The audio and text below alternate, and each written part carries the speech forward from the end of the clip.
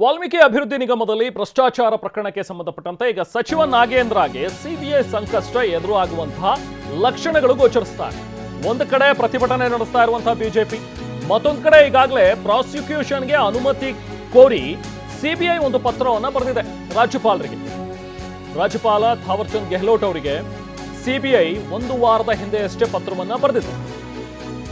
ಈಗ ಸಿಬಿಐ ಬರೆದಿರುವಂತಹ ಒಂದು ಪತ್ರದ ಬಗ್ಗೆ ಇನ್ನೂ ಕೂಡ ರಾಜಭವನದಿಂದ ಅಂದ್ರೆ ಲೋಕಭವನದಿಂದ ಯಾವುದೇ ರೀತಿಯಾದಂಥ ಕ್ಲಾರಿಟಿ ಅಥವಾ ಒಂದು ಪರ್ಮಿಷನ್ ಅದಿನ್ನೂ ಕೂಡ ಸಿಕ್ಕಿಲ್ಲ.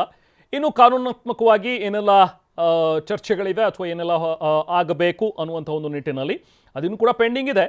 ಲೋಕಭವನದಿಂದ ಯಾವಾಗ ಬೇಕಾದರೂ ಇದಕ್ಕೆ ಸಂಬಂಧಪಟ್ಟಂತೆ ಅನುಮತಿ ಅಥವಾ ನಿರಾಕರಣೆ ಇದೆಲ್ಲ ಎರಡರಲ್ಲಿ ಒಂದು ಯಾವುದಾದ್ರೂ ಒಂದು ಡಿಸಿಷನ್ ಹೊರಬರ್ಬೋದು. ಬಟ್ ಒಂದು ವೇಳೆ ಏನಾದರೂ ರಾಜ್ಯಪಾಲರು ಪ್ರಾಸಿಕ್ಯೂಷನ್ಗೆ ಅನುಮತಿಯನ್ನು ಏನು ಕೇಳಿದೆ ಸಿಬಿಐ ಅದನ್ನು ಅನುಮೋದಿಸಿ ಎಸ್ ಗೋ ಹೆಡ್ ಅಂತ ಹೇಳಿ ಕೊಟ್ಟರೆ ಆಗ ಖಂಡಿತವಾಗ್ಲೂ ಮತ್ತೆ ನಾಗೇಂದ್ರಗೆ ಸಂಕಷ್ಟ ಎದುರಾಗುತ್ತೆ.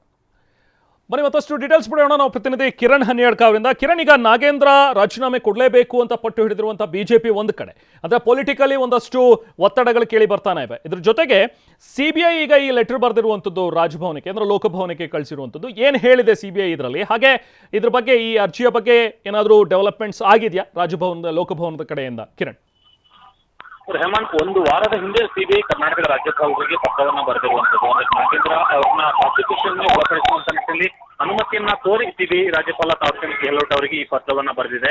ಇನ್ನು ಕೂಡ ಲೋಕಭವನ ಈ ಪತ್ರದ ವಿಚಾರದಲ್ಲಿ ಸಂಪೂರ್ಣವಾದಂತಹ ಸ್ಪಷ್ಟ ನಿರ್ಧಾರವನ್ನು ಕೂಡ ತೆಗೆದುಕೊಂಡಿಲ್ಲ. ಈ ಪತ್ರದ ಹಿನ್ನೆಲೆಯಲ್ಲಿ ಕಾನೂನು ಪ್ರಕ್ರಿಯೆಗಳಿಗೆ ಸಂಬಂಧಪಟ್ಟಂತೆ ಕಾನೂನು ಸಲಹೆಯನ್ನ ಪಡೆಯುವಂತ ಕೆಲಸವನ್ನ ಇನ್ನು ಕೂಡ ಲೋಕಭವನ ಮಾಡ್ತಾ ಇದೆ. ಹಾಗಾಗಿ ಇನ್ನೂ ಕೂಡ ಈ ಪತ್ರದ ವಿಚಾರದಲ್ಲಿ ಲೋಕಭವನದಲ್ಲಿ ಯಾವುದೇ ರೀತಿಯಂತಹ ನಿರ್ಧಾರಗಳು ಇನ್ನೂ ಕೂಡ ಕೈಗೊಂಡಿಲ್ಲ.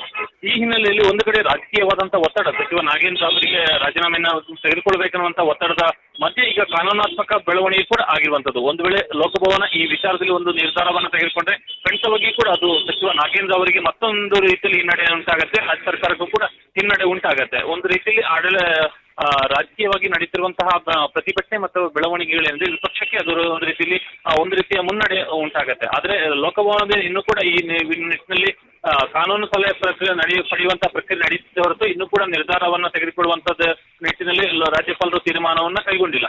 ಒಂದು ವೇಳೆ ರಾಜ್ಯಪಾಲರು ಅನುಮತಿಯನ್ನ ಕೊಟ್ಟರೆ ಅಥವಾ ಅನುಮತಿ ಕೊಡುವಂತಹ ನಿಟ್ಟಿನಲ್ಲಿ ತೀರ್ಮಾನವನ್ನು ತೆಗೆದುಕೊಂಡ್ರೆ ಖಂಡಿತವಾಗಿ ಕೂಡ ಸಚಿವ ಸ್ಥಾನದ ವಿಚಾರದಲ್ಲಿ ನಾಗೇಂದ್ರ ಅವರಿಗೆ ದೊಡ್ಡ ಮಟ್ಟದ ಹಿನ್ನಡೆ ಉಂಟಾಗುತ್ತೆ.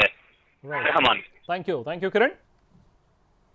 ಸೊ ಒಟ್ಟಿನಲ್ಲಿ ಈಗ ಬಿ ನಾಗೇಂದ್ರ ಅವರಿಗೆ ಸಂಕಷ್ಟ ಎದುರಾಗಬಹುದು ಅನ್ನುವಂಥದ್ರ ಬಗ್ಗೆ ಲಕ್ಷಣಗಳು ಕಾಣಿಸ್ತಾ ಇವೆ. ಯಾಕಂದರೆ ಈಗಾಗಲೇ ಪತ್ರ ಬರೆದಿರೋದ್ರಿಂದ ಒಂದು ಕಡೆ ಪೊಲಿಟಿಕಲ್ ಹೋರಾಟ ಬಿಡಿ, ಇದು ಪೊಲಿಟಿಕಲ್ ಪ್ರೆಷರ್, ಇದನ್ನು ಹೇಗೂ ಕಾಂಗ್ರೆಸ್ ಹ್ಯಾಂಡಲ್ ಮಾಡಿಕೊಂಡ್ರು ಕೂಡ ಒಂದು ವೇಳೆ ಏನಾದರೂ ರಾಜ್ಯಪಾಲರಿಂದ ಪ್ರಾಸಿಕ್ಯೂಷನ್ಗೆ ಅನುಮತಿ ಸಿಕ್ಕಿದ್ರೆ ಸಿಬಿಐ ಆಗ ಮುಂದುವರಿಬೇಕಾಗತ್ತೆ. ಆಗ ಮತ್ತೊಮ್ಮೆ ಏನಾದರೂ ನಾಗೇಂದ್ರ ಅವರನ್ನು ಅರೆಸ್ಟ್ ಮಾಡುವಂಥದ್ದು ಇವೆಲ್ಲ ಸಾಧ್ಯತೆಗಳೇನಾದರೂ ಮುಂದೆ ಇರಬಹುದು. ಸೊ ಅಂಥ ಒಂದು ಸಂದರ್ಭದಲ್ಲಿ ಒನ್ಸ್ ಅಗೇನ್ ನಾಗೇಂದ್ರ ಅವರು ರಾಜೀನಾಮೆ ಕೊಡಲೇಬೇಕಾಗತ್ತೆ. ಆಗ ಸರ್ಕಾರಕ್ಕೂ ಕೂಡ ಮುಜುಗರ, ಸ್ವತಃ ನಾಗೇಂದ್ರ ಅವ್ರಿಗೂ ಕೂಡ ಮುಜುಗರ ಉಂಟಾದಂತಾಗುತ್ತೆ. ಬಟ್ ಒಂದು ವಾರದಿಂದ ಇನ್ನೂ ಕೂಡ ಕಾನೂನು ಪ್ರಕ್ರಿಯೆಗಳು ಏನಿರಬಹುದು, ಏನಾಗಬಹುದು ಅನ್ನುವಂಥದ್ರ ಬಗ್ಗೆ ಇನ್ನೂ ಕೂಡ ಚರ್ಚೆ ಹಂತದಲ್ಲಿದೆ. ಸೊ ಹಾಗಾಗಿ ಮುಂದೆ ಲೋಕಭವನದಿಂದ ಏನು ತೀರ್ಮಾನ ಬರುತ್ತೆ ಅನ್ನುವಂಥದ್ದು ಕುತೂಹಲ.